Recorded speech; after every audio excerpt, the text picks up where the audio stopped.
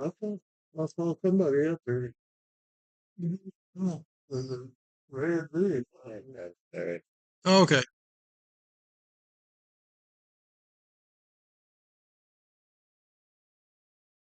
Yeah, it is Larry.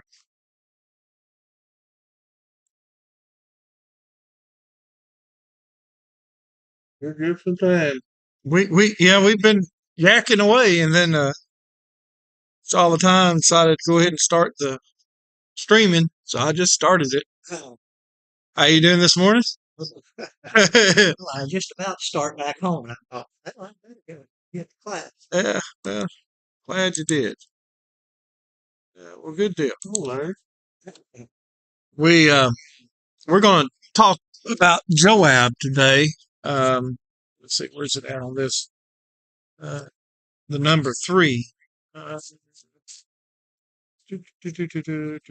Joab's flight and death, still on the first page. It's going to take us a while to get through all this, so but we'll still be using this, our Thompson chain. That's our obviously our major thing that we use.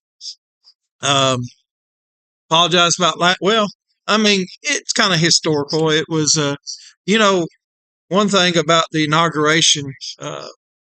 Normally it's this big, huge in the Washington Mall, which is the worst mall I've ever seen. There's no stores at all there, but it is. No, it's a neat place. Have all y'all been to the Washington Mall, where all the Smithsonian stuff and all the monuments are? The Washington Monument, the Lincoln Memorial, the Jefferson Memorial, all that really neat stuff. It's worth it. You've got the Vietnam Memorial. The one, of course, the last time I went, we took Song Ming with her. She had just got here, and we took her in. To me, I thought that Korean War Memorial is probably the neatest one there. Actually, I thought it was neater than the. I've seen the Vietnam pictures and everything, and it is nice. I mean, it's amazing how shiny it is. I mean, it's almost like a mirror. You can see your face in it as you looking at all the names that's put on there. But that Korean War Memorial, they have full size statues in the ground, and of soldiers and other things. Then they have all these faces embedded in this memorial. It's just really well done. It's like I say, it was probably, but you owe it to yourself to go there at least once in your life. And if you go, get a hold of Westerman's office, or one of the senator's offices. It's usually better. Did a little research on this. It's better to get your congressman, because senators, there's only 2 senators in a state. So, you possibly may have others that have booked a visit before you.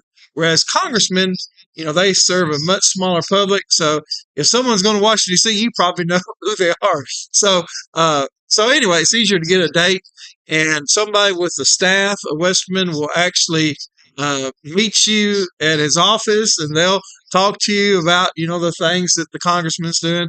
But then they'll give you a behind the scenes tour and the public tour, but it won't be a big public thing where you've got it's just basically you and whoever's in your party, and they'll take you through all these things. And so it was neat in the inauguration. I'm like, well, I've been there, I've seen that big huge building where the rotunda where they had the the swearing in.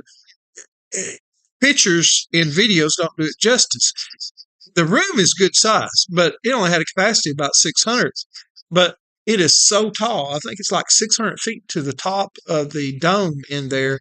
And just the ornateness, all the different sculptures, all the different, detail work that's on it. And the sound acoustics are just amazing inside that. But, so a lot of that stuff you can see and you get to see firsthand. But the mall itself, you got huge grass, you got this big pond or lake, whatever you want to call it, and then you got all these memorials. And when you're standing at one place, like, it looks so massive, it is so it's almost eerie, because you see the Capitol, you look one direction, you see the Capitol, to your left is the White House. To the right, you see all the Smithsonian and stuff. You turn around, you'll see the Washington Monument, and you'll see Abraham Lincoln in the distance. It's all within sight. Like if you're in the middle of it, you can see all these things. Now, it's a good ways off, but you can see it with your visual eyes. So it's like, whereas, TV pictures just one thing, whereas when you're there, you can look around, you see all this. So generally that area, all that grass area is just full of people during the inauguration. And so the people that are there, they get to witness, history, no matter, regardless of who is the new president.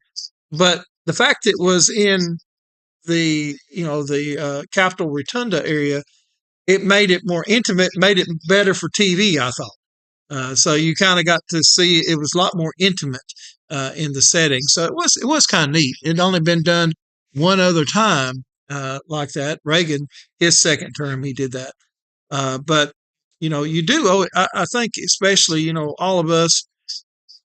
Sometimes we lose the appreciation for our country and what things have happened. Sometimes, especially certain mainstream media will sometimes dissuage our history in certain ways. But you go to a place like Washington, D.C., and it's just amazing. You see a lot of it come to life. They have the actual flag that was that Francis Scott Key wrote the Star Spangled Banner during it. And there's a YouTube video out there that goes through the history of that, and they talk about it there. So the flag it's a huge flag, but it's all in tethers. There's cannon holes and stuff through it. And basically what happened it's the War of 1812 and that time frame. They actually burned the White House down. The original White House got burned down during this battle. And so where he was at was in Maryland, just across the bay from where Washington, D.C. is. And it was, the fort, this big flag stood atop the fort. And the entire Royal Navy fleet came to bomb this. And they were, cannonball after cannonball. And their mission, in fact, they had, Francis Scott Key was kind of an ambassador, whatever, and he was trying to work out a peace arrangement. And so they brought him on board the admiral's ship.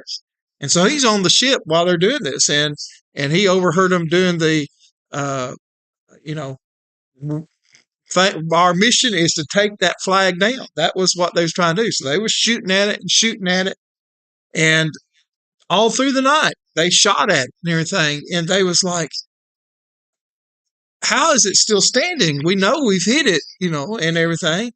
And so when he got off and he came and he talked to the people at the fort, said, they didn't understand how they couldn't have knocked it down and everything. And he said, oh no, they hit it several times. So in fact, they hit the pole and knocked the flag down for a few seconds, and the men got on the highest point and raised it back up just with the men doing it. And then the cannonballs hit the men and killed them. And then there were people that came and raised the flag after them. And so through the night, that's what happened. Several hundred people died just keeping the flag raised, that we were not going to go back to British rule. And so anyway, and that's when he wrote that, "Oh say, can you see?" By the dawn's early light, and the flag was still standing, not because of the pole, but because all these men died in making sure it never fell. So anyway, have you been up there to Washington, D.C. and seen a lot of that stuff? Yeah, that's what I'm talking about. Yeah. It's amazing. Yeah, I've been there 2 or 3 times, and then I've been to Washington's home, and Jefferson's, and quite a few places in the East. Everybody needs to do it at least once in your lifetime. And the neat thing about Washington D.C. is basically all these buildings and museums are all free. So the most expensive thing to do going to D.C. is going to be where you stay.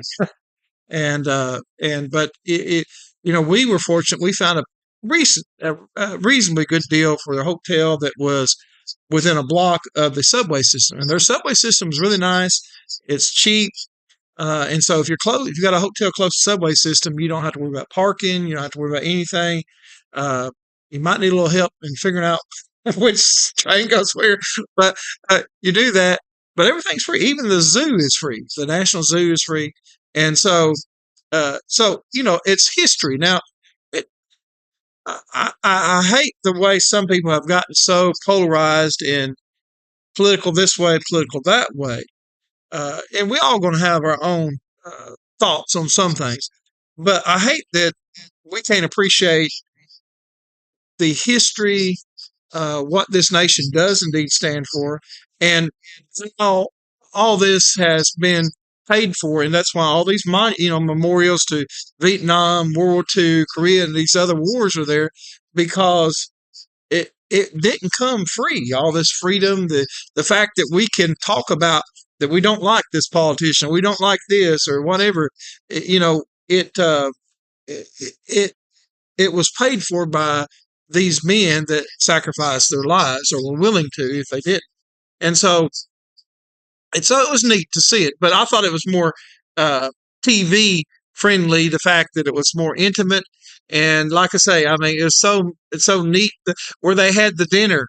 I was amused at that because I remember the tour of that where we went to dinner. It used to be where the house they used to meet the representatives. That's where they used to meet, where they had the formal dinner they had for Trump after the swearing in. And what was funny about it is one politician kind of earned his stripes there. He he was a famous one in his namesake. He was John Quincy Adams. He had a place when he was in the Congress that he always sits. And the reason he sat there is because the way the ceilings are there, it's one of these type places where if someone's over there, and even if they're whispering, you can hear it. And so John Quincy Adams discovered this, and he would always sit there, and so he could hear what they was scheming or what they was deciding or what they was thinking. Then he could relate it to the other people in his party and whatever, and they knew what was going on. So I was thinking, I wonder who's sitting in that spot. So they got to hear it. So anyway, but so it's kind of neat. So hate that we missed Bible class, but like I say, there are some things that are historically prevalent for us. Those of you that are seeing me, well, anyway, I'll just tell you what Haley said when I went to the emergency room Saturday night. She said, I got in a fight with a church pew. And basically, what happened, my mistake, I won't do it again. I was in the auditorium and in the back of it, and I was going to do some stuff in my office, and I thought, well, I won't bother turning the light on. That way I don't have to worry about turning it off after I leave. And so I was walking in the dark, done it many times before, but I tripped on the back of one pew and slammed face first into the other pew. And so Haley told the people at the emergency room he had a fight with the church pew, and then she said he lost. And I quickly corrected her. I said, I didn't lose. That was just the end of round one. I got right back up. So anyway, I know how to fight that pew next time. I just stay away from it, and you don't have to worry about it. So anyway, actually, I probably look a lot worse today than what I actually feel. It swelled up first, cut my lip and some other things, and bruised me up pretty good. But like I say, I don't really feel bad today. Yesterday I was, but today I feel fine. I don't look fine, probably. I don't know. Gives me character, I guess. Yeah, Sure, yeah. I'm a preacher you don't want to mess with. I can tackle a church pew and come stand up from it. We've all seen wives and so on and so forth that took falls with bruises all. Oh yeah. It. Well, yeah. Some like that's anything you have to be concerned about. Some erroneously asked me, "Did Haley do that?" And I said, "No. If it'd been Haley, I would have had bruises on both sides of my face." So she would mess around. No, don't tell her I said that. It's just between me and you. Anyway, so last 2 weeks ago, and by the way, next week we'll be here, but I am actually going on a vacation, family vacation, and so we'll actually leave next Monday. But it'll be after the Bible class, so I'll have it next week. But in 2 weeks, Larry, you want to, huh? 2 weeks from now. 2 weeks from now. Larry, do you want to take the Bible class? That's where we stop. We can kind of make you a little mark and go from there. So anyway, 2 weeks ago we talked about remember Abiathar. We also talked about let's see, Adonijah and how he wanted the concubine that David had that kept him warm when he was very old and almost 70, and remember he wound up putting him to death because of that, and it seemed harsh, but the thing is, Solomon, once again, he was a lot better with discerning motives and other things than even his father David. And then Abiathar the priest, in fulfillment to the prophecy that was spoken to Eli because of his sons, they were worthless. Actually, Samuel was one that was given the prophecy, but yet he told it to Eli. And remember, said that basically the priesthood, they'd be separated from the priesthood. Now, it didn't happen immediately. Does God do other promises like that sometimes? Does he give promises that sometimes are not immediate in their the way that they're enforced? For example, in the Garden of Eden, what did he tell Adam and Eve would be the consequences if they ate of the forbidden fruit, a knowledge of tree of good and evil? Surely die. Surely die. Or did they die? Yeah, they did. They didn't die right then, though, did they? And so, but they did die and fulfill the promise. And as a result, all mankind, we suffer the effects of aging, death, and other things, the consequences, because Adam and Eve were kicked out of the garden. That's the consequence they were told, and they did die. They just didn't die right then. So did the priesthood leave from Eli and his family? Yes, it did. It just didn't do it right then. And it wasn't until a priest rebelled against really what God wanted. You can say, well, how would he know that? Well, I'm sure he knew, because David had said that Solomon would, and all of that. It was told God's the one that had decided that Solomon would be the next king. And for whatever reason, Abiathar chose otherwise. And so he was of the line. And so no more of his descendants ever served as priest. They kind of went into a retirement and could not do what they had meant to do. So now we're into Joab's flight and death. And before we get to what's in Crockett's book, which is the Harmony, we're going to do a little bit of backtrack. Who was Joab? Because we have dealt with Joab almost as long as we've dealt with David. So who was Joab? It says he's the son of Zeruiah. Who was Zeruiah? A little tricky because it's a name we're not familiar with, so it's not a man. I'll give you a hint. So who was Zeruiah? And what was her relationship to David? Sister. David's sister. Yeah, there you go.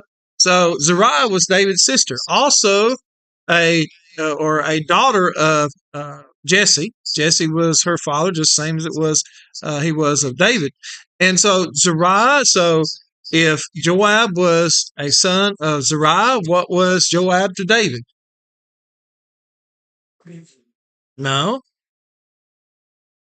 Sister with the nephew. Nephew, there you go. So Zeruiah was nephew. And so there was 3 sons, and so it was a nephew. And so if you want to take your Thompson chain, so anytime you want to know more about an individual, okay, especially if it's someone that's, at least more than a scripture or two, you can look in your Thompson chain to look up information on it. That's one of the big benefits of this book. So Joab, you just look in the alphabetic order, but it's 1897. That's the Thompson chain number. That's not page number. That's Thompson chain number. Kind of works like a dictionary with numbers instead of words. So find 1897.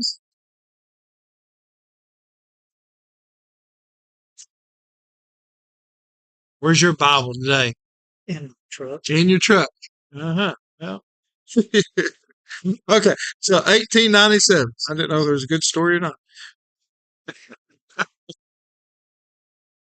Yeah, I stopped by there to get it. And it's got it. True. Oh, okay. Well, that might be a good sign. Right. 1897. That's the Thompson Chain River. Right. Let's see. See, now the way you use this, oh, you're close. Where is 97? 1897. So that's 1886. So you will look for that Goes number. down this way. There you go. See, look right here. 18, see, Okay. 1897. So, like I say, it works like a dictionary. Now, people in the younger audience, they probably won't know how to use an actual real dictionary. But dictionary has the names up there and it goes from place, and then you got to find the one alphabet.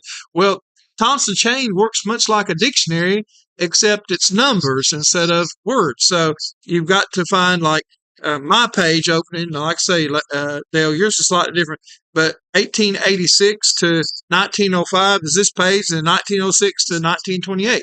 So you find 1897, so it's in between 1886 and 1905, and then you look for the individual 1897. I'll wait till you find it.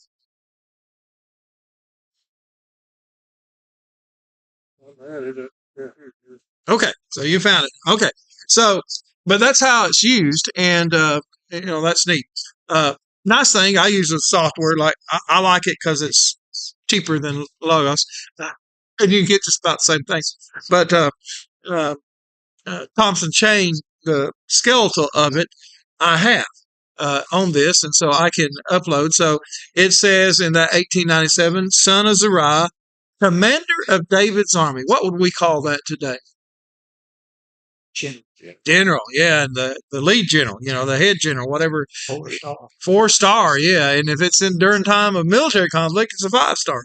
So Top man. Top man, yeah. So you can think of people in history like Dwight Eisenhower. He was the head general of all the Allied forces back in World War II, and so about these. So anyway, that was who Joab was. But he had an interesting history, and we've been through all this, but we'll. 1897, the names are also in alphabetical order. Yes, they're in alphabetical order, but the 1897 is a number. So the thing about the names, though, is there's slightly different things that go on here. So after you go through the names, it goes through kind of like a concordance type thing of certain topics. So you could get really confused if you open up to that section and you're like, well, I don't see any names. So it's best to stick with the numbers. And like you say, they're going to be in alphabetical order when it's dealing with, because it's got different subheadings. So it's got starts with names, then it goes to, maybe events, it goes to places, it goes to, and so each one of them will start over in its alphabetical order. So using the numbers, you never get confused with that. So you always look for the number and the first of the name. I just happened to give you that. But if you was looking, for example, let's look at one of these that we're going to get to. Let's see, where is... Okay, 1 Kings 2, for example. If you went to 1 Kings 2,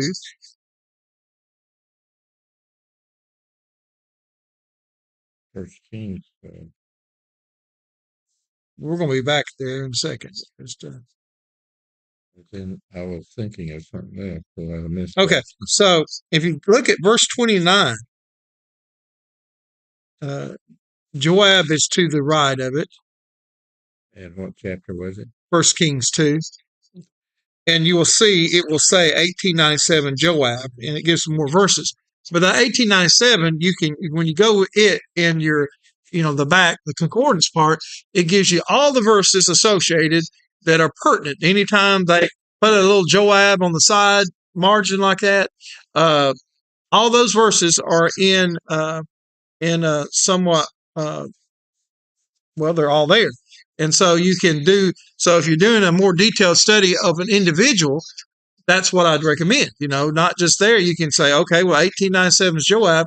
Let me go back to 1897 and let me look at these verses about Joab. So Joab was commander of David's army, and it lists several verses. And so I'm going to read through some of these, maybe not all of them, but so you don't have to turn your Bible if you don't want to, but I'm going to read them.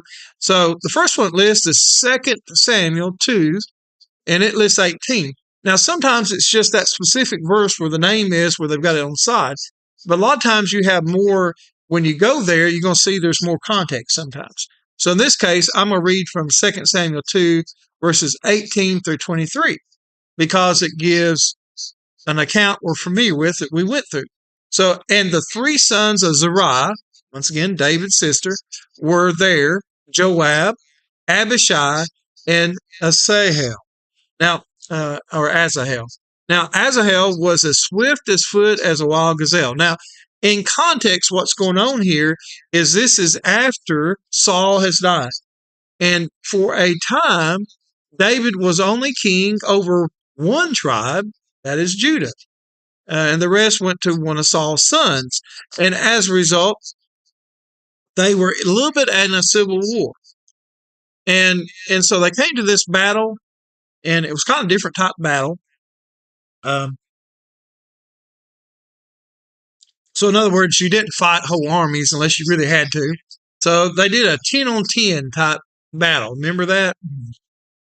And of course, David's men really effectively worked. So then they began to, the other army took off. And of course, Abner was the general of that army. He had been Saul's commander of his army after David was kind of booted out. And so, anyway, so it says, and Asahel pursued Abner. And as he went, he turned neither to the right nor to the left, following Abner.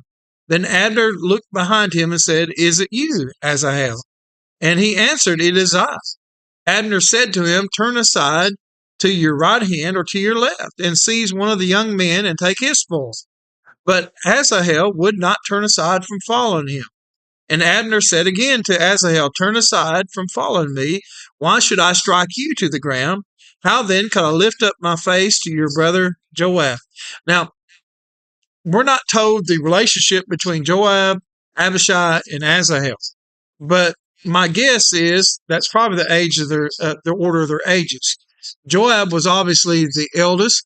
Joab was the one that had the higher rank, and Joab was the one that Abner worried about if he got in a fight with Asahel. And so, as a result, we know what happened. Basically, Abner winds up killing Asahel, and then they chase him. And basically, of course, it was in the throes of battle. It wasn't murder in the sense we think of murder.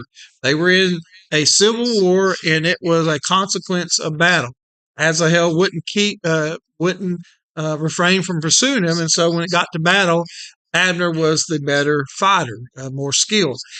So anyway, in 2 Samuel 3:27, it says, when Abner returned to Hebron, remember Abner got disgruntled with the king of the Israel or whatever, and so he decided to join forces again with David.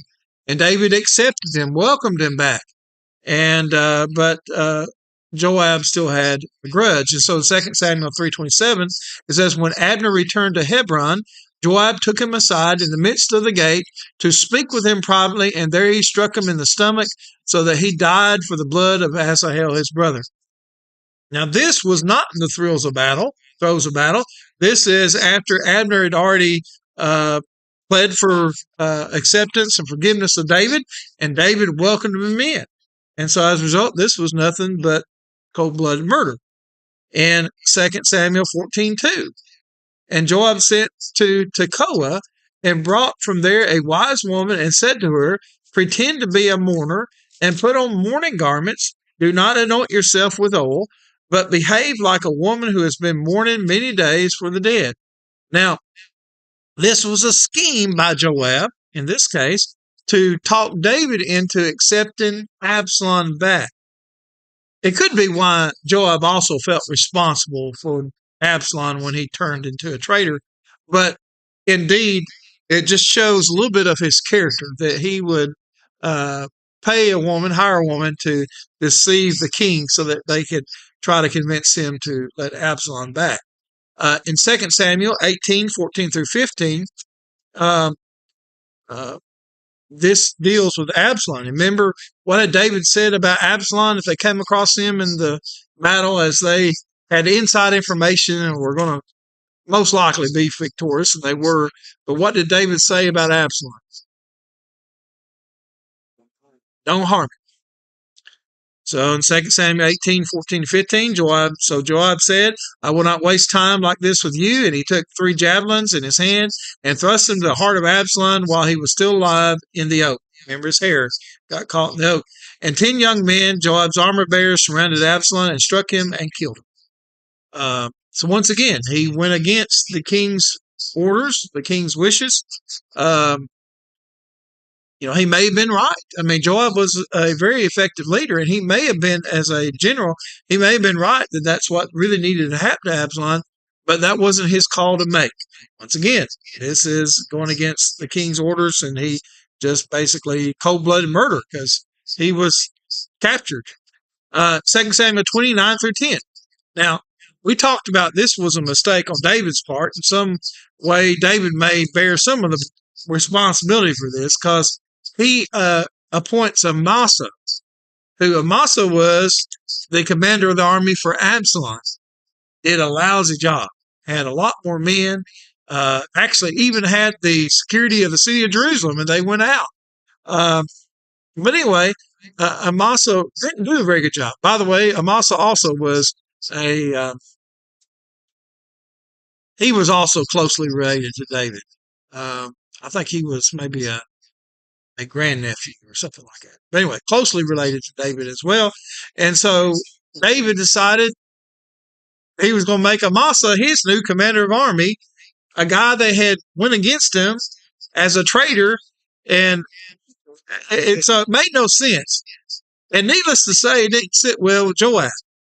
And Joab said to Amasa, is it well with you, my brother? And Joab took Amasa by the beard with his right hand to kiss him, but Amasa did not observe the sword that was in Joab's hand.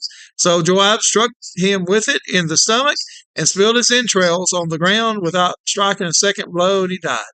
Then Joab and Abishai, his brother, pursued Sheba. Sheba had rebelled against the king, the son of Berkah. Now, just once again, shows the character of Joab. Now, Joab, like I say, he had some good points, had a lot of bad points, though.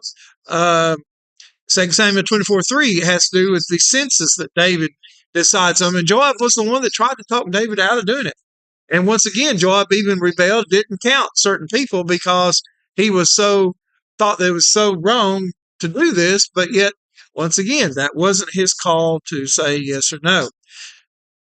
The final nail in his coffin, of course, when David was about to die, he tells Solomon, basically, what did he tell Solomon about Joab? He said, don't let his gray beard go down to Sheol in peace. Basically, don't let him die. He's not one to be trusted, not one to be counted on. And he really shows himself, instead of trying to make up with Solomon and prove to Solomon his why he's a valued entity, he tries to take part of the coup that was to try to take over the kingship from Solomon while David is still alive. In 1 Kings 1:5-7, now Adonijah, the son of Haggith, exalted himself, saying, I will be king. And he prepared for himself chariots and horsemen and 50 men to run before him. His father had never at any time displeased him by asking, why have you done thus and so? He was also a very handsome man, and he was born next after Absalom. He conferred with Joab, the son of Zeruiah, and with Abiathar, the priest, and they followed Adonijah and helped him. Now, there would be consequences. And once again, this is something that David struggled with when it was someone that was closely related to him. Solomon doesn't have this issue. So we're back to the sheet now in the 1 Kings 2:28-34. And we'll be in First Kings, I think, the rest of the way. I don't know if we'll finish this or not. But anyway, said when the news came to Joab, for Joab had supported Adonijah, although he had not supported Absalom, Joab flew to the tent of the Lord and caught hold of the horns of the altar. So what did he do? Well, he went to the tabernacle, the tent of meeting, and he grabbed hold of these kind of things on the altar, pointy things, and he grabbed hold of it. What was the implication there? He was in a free spot, kind of like you play when you was a kid. Maybe you'd play tag, and there'd be a safety area where they couldn't, where you was free. They couldn't tag you once you got to a certain place. And so that's kind of what Joab is doing. He's like, well, surely they will not kill me while I'm at the altar of the Lord. And when it was told King Solomon, Joab has fled to the tent of the Lord, and behold, he is beside the altar. Now, I want you to understand, this is something that,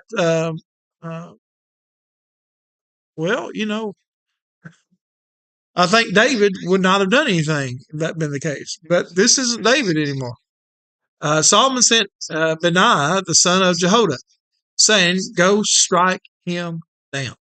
We'll talk more about Benaiah next week, or a couple weeks, or 3 weeks, whenever. And Benaiah came to the tent of the Lord and said to him, the king commands, come out. But he said, no, I will die here. Then Benaiah brought the king word again, saying, thus said Joab, and thus he answered. The king replied to him, do as he has said, strike him down and bury him, and thus take away from me and from my father's house the guilt for the blood that Joab shed without cause. What do you think about what Joab did here?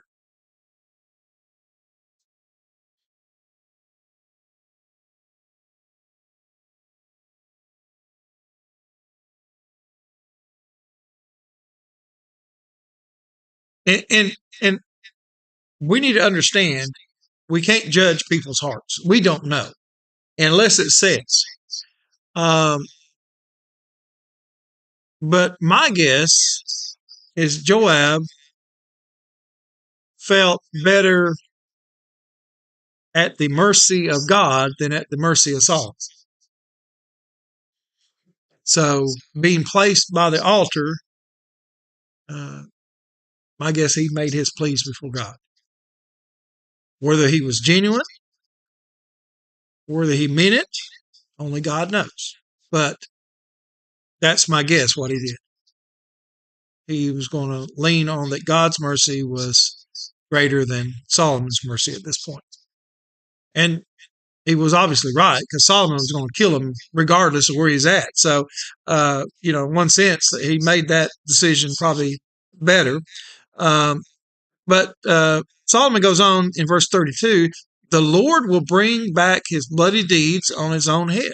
Indeed, we answer for what we've done. Now, we can be forgiven, but indeed, that was Joab's life. Because without knowledge of my father, he attacked and killed with the sword 2 men more righteous and better than himself, Abner, the son of Ner, commander of the army of Israel, and Amasa, son of Jether, commander of the army of Judah. Of course, once again, there's a little more to that, but in essence, that it was all definite truth. So shall their blood come back on the head of Joab and on the head of his descendants forever. But for David and for his descendants and for his house and for his throne, there shall be peace from the Lord forevermore. Then Benaiah, the son of Jehoiada, went up and struck him down and put him to death, and he was buried with his own house in the wilderness. So there we have what happened to Joab. It was what he deserved. He deserved it, and the first murder. But yet David was unwilling to fall through with that type of punishment. but Solomon was not. Number 4, the elevation of Benaiah and Zadok. 1 Kings 2:35. The king put Benaiah, the son of Jehoiada, over the army in place of Joab, and the king put Zadok, the priest, in the place of Abiathar. Well, they had 2 openings. Abiathar had been expelled from ever being serving as priest, and Joab had just been killed. So basically, there was a job open for both of them. And those were the men. Of course, Zadok had co-served as the priest and had been faithful to David and faithful to the Lord. Then Shimei. We'll talk about Shimei next week. We've talked to him about before, but we'll kind of review that and see what happens to Shimei. And probably, Larry, where you'll be taking off is probably about where 124 on that. And you can probably talk about pros and cons, and you might even get to a little bit of Solomon's dream and prayer for wisdom. So just let me know what number you get to. Well, next week I'll be here, and then when you teach yours, just let me know what number. Any other questions or thoughts? What's your thoughts about Joab? How would you describe Joab?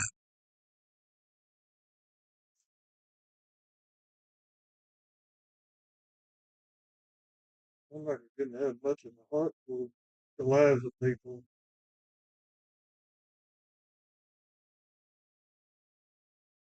He was pretty much there to serve. What? He was, I guess you could say, he took his job responsibility pretty seriously. He did. And he was actually good at it. Now, I think in talking to especially someone like Joab, and this is where we get, sometimes so there's certain people in Scripture, that it's hard to have anything good to say about. They had morally corrupt attributes their whole life. They did despicable things. Many people, though, it's somewhere in between. Joab had some good qualities to him.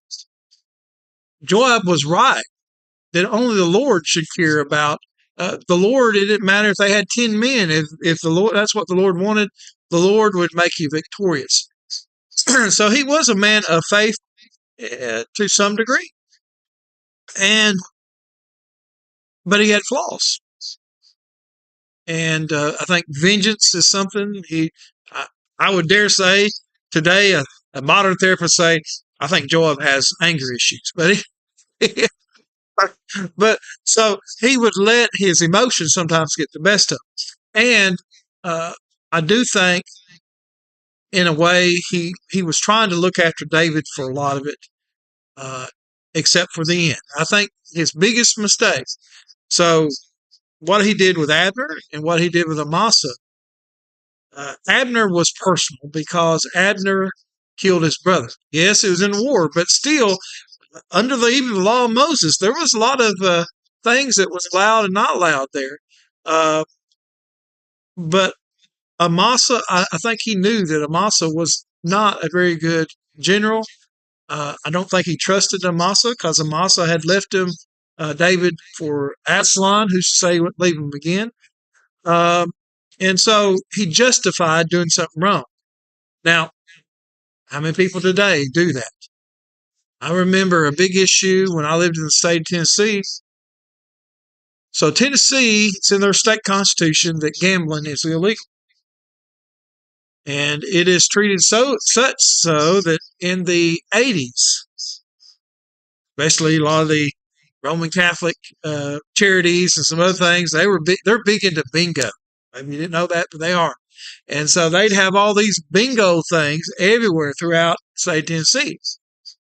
Well, someone sued them because bingo is gambling. You say, well, what do you mean it's gambling? Well, you pay for a card, and the money that is given by, the funds collected that. So it is legally gambling.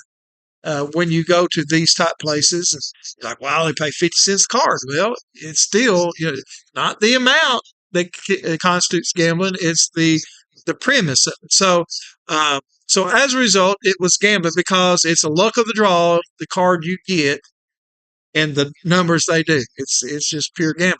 So someone took it to court in Tennessee, and they said, "You're right. Bingo is forbidden now. It's illegal. There can be no bingos. Doesn't matter if the extra money goes to charity or what. Gambling is illegal."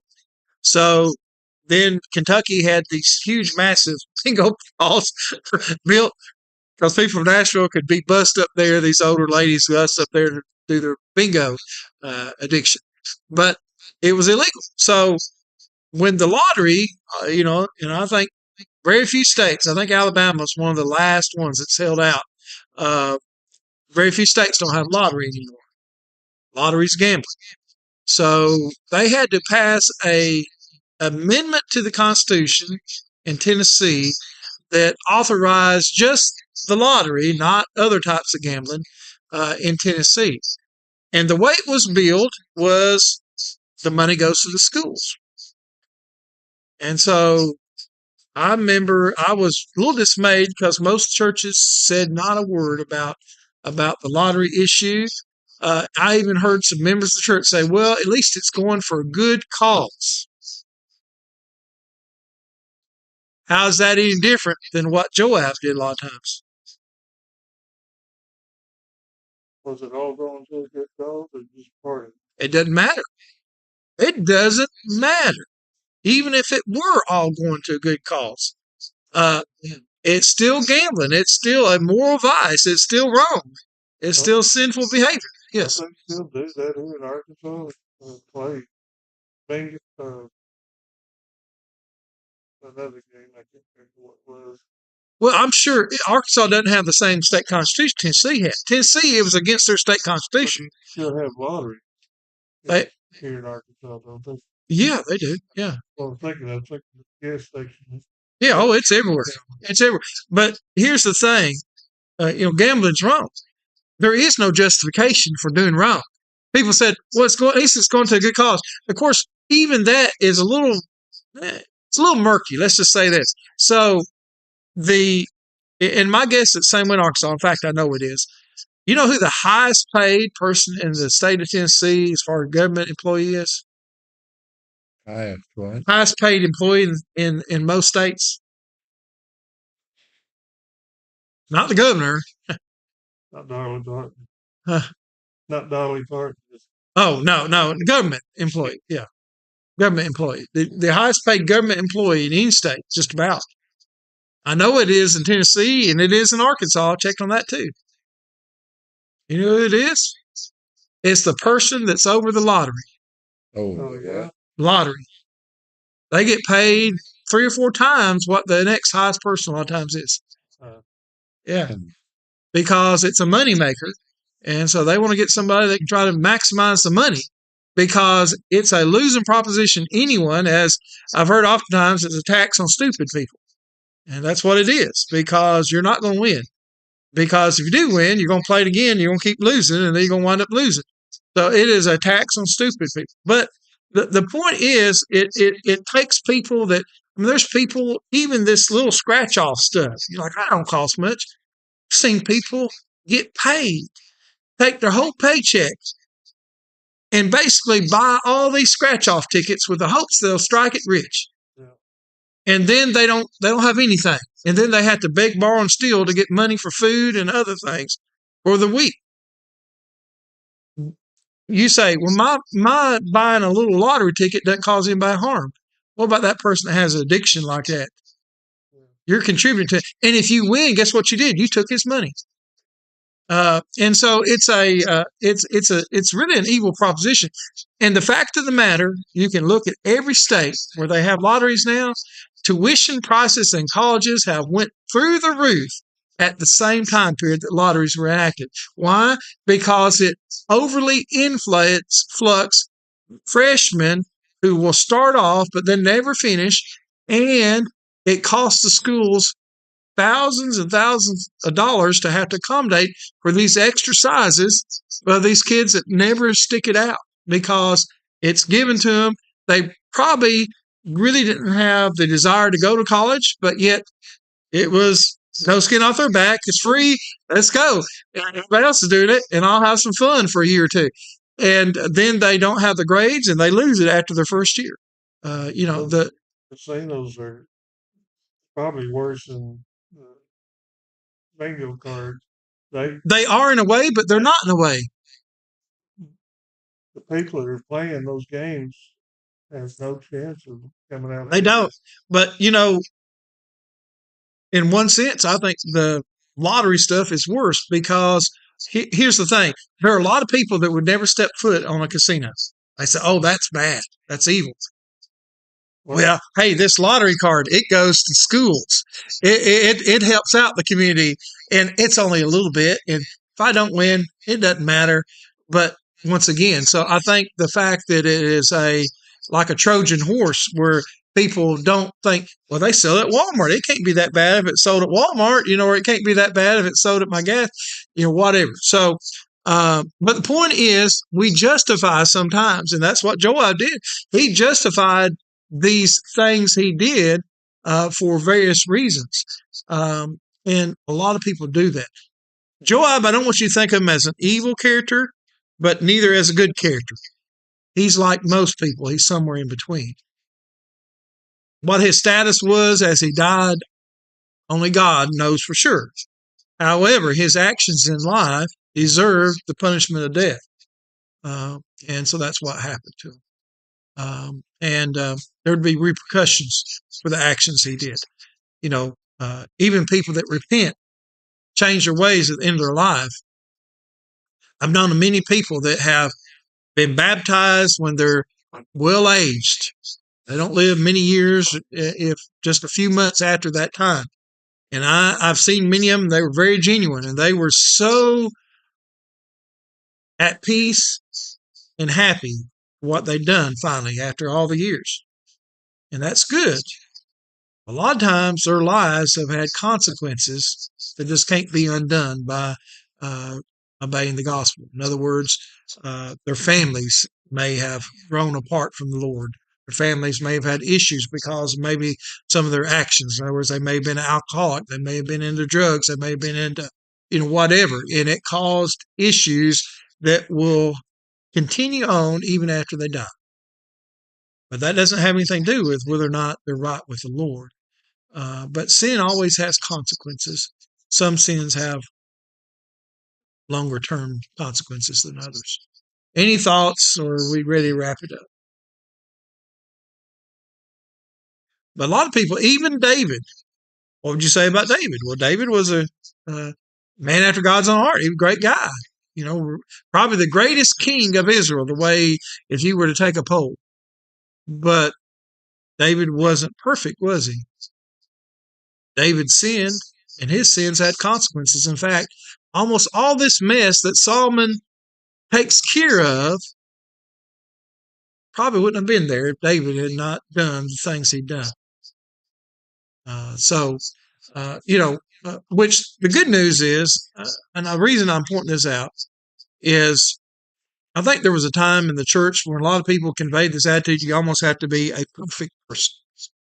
And there's a lot of people that never became a Christian or never was baptized because I can't live to that standard or other things. And the point is, none of us are going to go through this life without sinning and falling short from time to time. And I don't care how many years it's been since you've done something you shouldn't have done. There's something's going to come up and you may do it again. That's not our standard to go into heaven or not. And so, we need to understand these are great because if David stumbled, well, we can stumble too.